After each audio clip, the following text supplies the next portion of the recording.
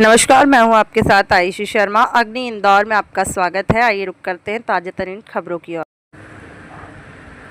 प्रस्तावित पूर्व outer ring road परियोजना को 161 किलोमीटर वाले अलाइनमेंट सर्वे पर क्रियान्वित करने की किसानों की मांग अब और तेज हो चुकी है।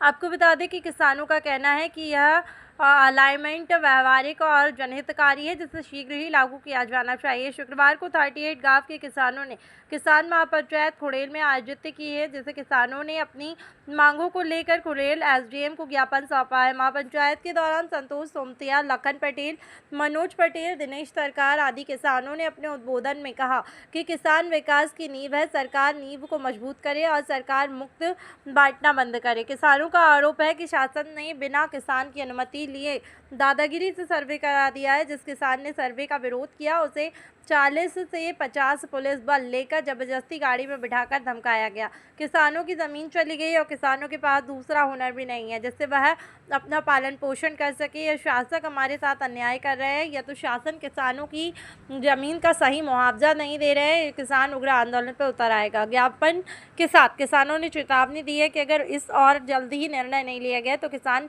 कलेक्टर ऑफिस पर धरना देकर नेशनल हाईवे पर चक्का जाम करेंगे। और इस दौरान भारतीय किसान यूनियन, सूर्यवंशी संघ की सपना भरोसिया, कृष्णकांत पटेल, संगीता ठाकुर, सुभाष चौधरी सहित सैकड़ों किसान रहे हैं उपस्थित। विधायक जी को भी ज्ञापन दिया, मंत्री जी को भी दिया, कलेक्टर साहब को दिया, एसडीएम साहब को दिया, यहाँ तक कि मुख्यमंत्री को भी दिया।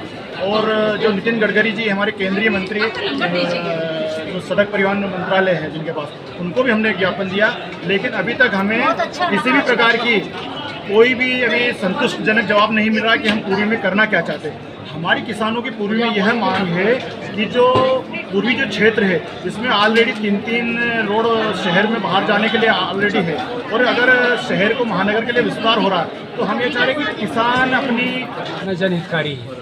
इसमें क्या है, किसानों की बहुत उपजाऊ ज़मीन जा रही है और हम किसान लोग इस ज़मीन पे 3-3, 4-4 फसल लेते हैं, पूरी सिंचित है। हमारा क्या है कि इसमें हम चाहते हैं कि रोड मतलब आगे 160 पे चली जाए, जहाँ बंजर भूमि हो, जहाँ उपजाऊ भूमि है, जहाँ बेकार भूमि है।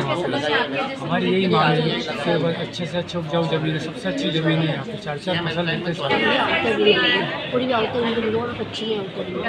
तो आज उसके विरुद्ध में यहाँ पर जो सरकार के द्वारा 4 यहाँ का अलाइनमेंट दिए जा रहे हैं कि इसे 140 से 141 तो बिना करके 161 का अलाइनमेंट का काम करो, नहीं तो सब किसान भाई अंदर उनको बहुत ज़्यादा बड़े लेवल पर लेकर चलेंगे, क्योंकि यहाँ पर जो किसान भाई है उनका जीने का सारा एकमात्र किसानों की मांग नहीं मानी गई तो आगे क्या होगा?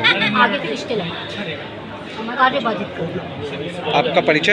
इससे बड़ा भी आंदोलन, हाँ, भारतीय किसान सूर्यवंशी के राष्ट्रीय अध्यक्ष हूँ।